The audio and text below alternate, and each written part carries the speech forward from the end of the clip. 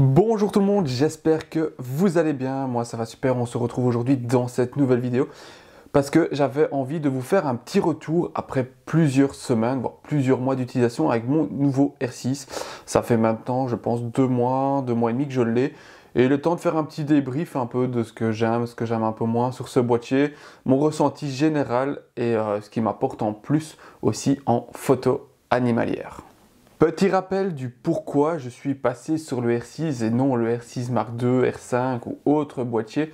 Je voulais avant tout aussi franchir ce pas, il était temps de passer à l'hybride parce que voilà, on va pas se le cacher, c'était vraiment le matos révolutionnaire un peu sur le marché au point de vue technologie. Ça allait apporter vraiment un plus et une facilité au niveau d'utilisation sur le terrain. Pourquoi j'ai choisi le R6 par rapport aux autres boîtiers? Le R5 étant trop résolu et puis son budget aussi était très élevé, je cherchais vraiment un boîtier rapport qualité-prix le meilleur possible. Le R6 Mark II, il ne faut pas oublier non plus, c'est qu'il était un peu plus cher, on était quand même 800 € d'écart entre les deux avec la promo que j'ai eue sur mon R6 et donc du coup j'ai préféré prendre un appareil photo qui avait un meilleur rapport qualité-prix entre la résolution, la montée en ISO et ses performances générales. Parlons d'abord des points négatifs sur ce boîtier, ils ne sont pas nombreux non plus.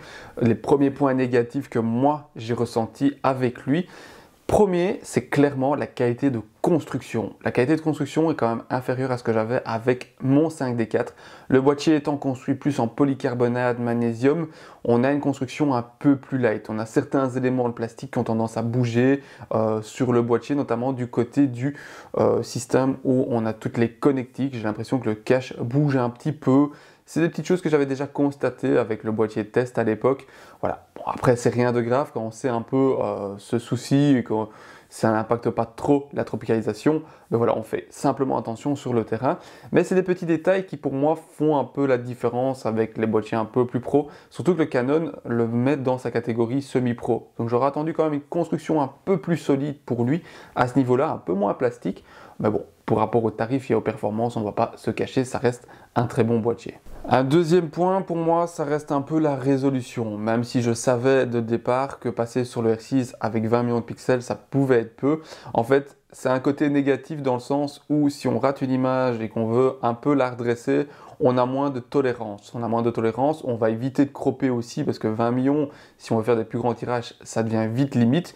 Mais voilà, ça reste très correct. Pour moi, c'est un point négatif qui devient un point positif dans le sens où je vais devoir travailler différemment mes photos sur le terrain et vraiment faire tout pour que la photo soit parfaite dès le départ, dès la prise de vue, pour pas avoir à redresser ou recadrer mon image en post-traitement et du coup perte en qualité. Abordons maintenant les points positifs de celui-ci. Là, ils sont un peu plus nombreux. En points négatifs, j'en ai pas énormément parce que c'est un boîtier que j'ai longuement choisi depuis des années. On a eu beaucoup de retours. Les mises à jour ont corrigé pas mal de choses aussi sur l'appareil photo. Donc, il n'y a pas vraiment de points négatifs, hormis un peu la construction qui aurait été un peu meilleure. Premier point positif, et là, ça a été clairement la claque pour moi, c'est l'autofocus. Je les avais déjà testés, donc je les connaissais, mais là, vraiment de tester dans mes conditions, dans mes préférences, dans ma façon de sortie, c'est un autre monde. On est clairement un level au-dessus de ce que j'avais avec le 5D4. C'est rapide, c'est efficace, ça accroche, ça suit, c'est juste incroyable. Il va détecter des oiseaux aussi bien exposés qu'en sous-exposition. Si on veut faire des ombres chinoises, ça va traquer, ça va suivre, ce qui permet vraiment de faire des photos d'oiseaux en vol dans des ombres chinoises, par exemple s'il passe d'une branche à l'autre. Ça va aussi détecter les mammifères. Un petit peu moins bien sur des mammifères qui vont avoir les yeux noirs sur un corps noir. Par exemple, j'ai été faire du phoque gris. Et là, de temps en temps, on avait des petits décrochages d'AF sur l'œil parce qu'il se demandait si c'était l'œil ou une tache sur le sujet. Mais voilà, ça fonctionnait quand même. Ou le 5D4, lui, aurait pu patiner un peu plus. J'aurais pas eu le focus spécialement sur l'œil, mais sur le corps. Donc c'est vraiment un gain de temps, c'est une rapidité. Ça permet d'avoir beaucoup moins de déchets et d'avoir beaucoup plus de taux de réussite sur des photos de sujets en mouvement. Donc là, honnêtement, l'autofocus, il n'y a rien à dire, c'est top. Ensuite, vous l'aurez compris, l'autre point positif, c'est clairement la montée en ISO. C'est un boîtier qui est juste incroyable. Le fait d'avoir choisi un 20 millions de pixels sur du plein format permet vraiment d'avoir une tolérance dans la montée en ISO qui va être vraiment meilleur que ce que j'avais sur le 5D4. Je peux clairement faire du x2 par rapport à mon 5D4, où à 6400 ISO sur le 5D4, je commençais vraiment à avoir une grosse dégradation. Ici, je suis monté sur du hibou moyen duc, limite de nuit. Je suis monté à 10 000 ISO, 1 dixième de seconde à f4, et c'était juste incroyable. On a encore du rendu, on a encore de la netteté dans l'image, malgré qu'on a du grain, ça reste très propre et exploitable même en tirage. Donc franchement, rien à dire à ce niveau-là. Le plus qu'il soit combiné avec le capteur stabilisé a permis vraiment de travailler parfois dans des conditions de très très faible lumière et d'avoir une exposition qui est quand même correcte sur nos sujets. Donc la montée en ISO, c'est vraiment ce qu'il y a de mieux sur ce boîtier. J'ai plus peur de taper les ISO automatiques et de plus me soucier. Donc qu'il soit à 100 ISO ou à 6400 ISO, je m'en fous complètement. Il est capable de travailler dans des conditions vraiment très bonnes. Et ça, c'est vraiment un plus que je n'avais pas avec mon 5D4. Ce qui a été aussi une très bonne chose pour moi, ça a été la tolérance du capteur par rapport au multiplicateur. Donc j'utilise énormément avec mon 400 2.8, le TC 1.4, mais aussi de temps en temps le x2. Le x2 que je laissais souvent dans mon sac, parce que la qualité n'était pas au rendez-vous.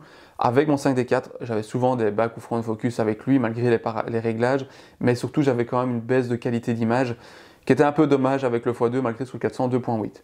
Et ici avec le R6, c'est quelque chose qui est complètement différent, je peux les exploiter beaucoup plus, je peux vraiment travailler avec ces multiplicateurs sans souci, parce que le R6 en étant sur 20 millions de pixels va me permettre de tolérer mieux et va avoir beaucoup moins de dégradation d'image avec les multiplicateurs.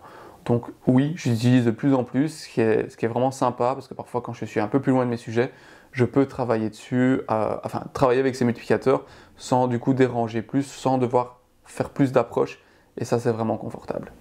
Alors, dernier point positif, comme tout maintenant les hybrides de chez Canon, c'est l'écran orientable. Je ne l'avais pas sur mon 5D4 et qu'est-ce que c'est chiant de devoir se mettre dans des positions infernales pour ne fût-ce que voir l'écran ou voir le viseur. Parfois, quand je suis en affût, le sujet est devant moi, ou ça doit sortir devant moi, ça sort sur le côté qui est aussi une belle zone. Là, on tourne le boîtier, on tourne l'écran, on voit, on déclenche, c'est parfait. Le 5D4, il fallait bouger dans l'affût, ça faisait du dérangement, c'était pas confortable, même parfois faire des photos à ras de l'eau ou autre, il faut se coucher, il faut être dans la flotte. Là, facile, on tourne l'écran, on déclenche, le boîtier est à ras du sol, c'est parfait.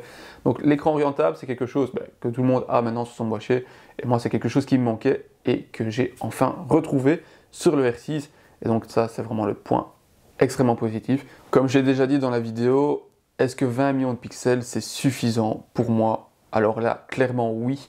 On a tendance à pousser cette course à la résolution avec des 45 millions de pixels, des 50 millions, même parfois plus pour d'autres marques. Moi personnellement, 20 millions de pixels c'est largement suffisant. Ça fait des années qu'on voit de nombreux photographes travailler avec des 1DX, 1DX2, 1DX3 qui avaient des résolutions entre 16, 20, 21 millions de pixels. Donc pour vous dire, on a toujours été en dessous des 30 millions. Il n'y avait que le 5D4 qui avait du 30 millions.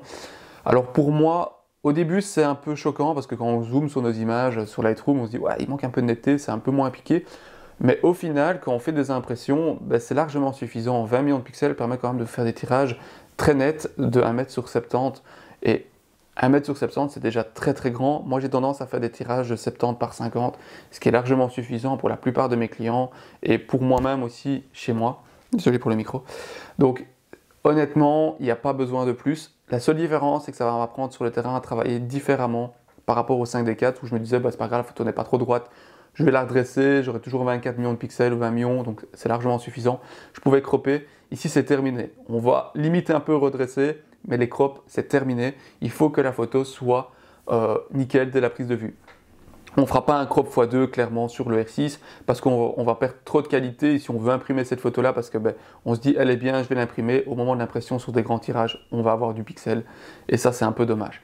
Donc autant se mettre en tête que si on part sur du R6 c'est pour profiter pleinement du boîtier, du capteur mais aussi de ne pas cropper et donc du coup de bien cadrer dès le départ. En conclusion, comme vous l'aurez compris, je suis pas déçu du tout de mon choix vers le S6. C'était un choix qui a été longuement réfléchi, j'ai hésité pendant plusieurs mois. C'était pas prévu déjà de passer sur le R6 cette année, je voulais encore attendre un petit peu, éventuellement peut-être le R6 Mark II, mais je me suis dit non, c'est un boîtier que je connais le capteur aussi, il a fait ses preuves sur le 1DX3, il fait ses preuves sur le R6, c'est un boîtier qui a beaucoup de réputation chez les photographes animaliers. si on n'est pas un grand professionnel et qu'on ne cherche pas des grands tirages. Donc honnêtement, je suis 100% satisfait. J'avais besoin d'un appareil photo qui soit rapide, efficace, avec une bonne montée en ISO et il coche toutes les cases à ce niveau-là.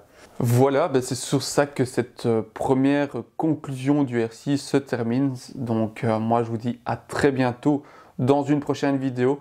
Restez attentifs, on va bientôt avoir du contenu supplémentaire. J'essaye de pouvoir faire quand même des sorties parce que le temps cette année est vraiment pourri. Mais voilà, on va un peu reprendre les sorties photos et je vais refaire des vlogs animaliers. Je vais ici encore tester le Fuji, mais j'attends que le temps soit vraiment bon pour tester le X-H2S avec le 150-600 parce que là la météo elle est tellement mauvaise que j'ai pas envie de prendre le boîtier et de tester pour rien voir. Donc autant attendre le bon temps. Donc désolé pour les puristes Fuji, mais il faudra un peu de temps pour ce test. Allez, moi je vous dis à la prochaine. Ciao!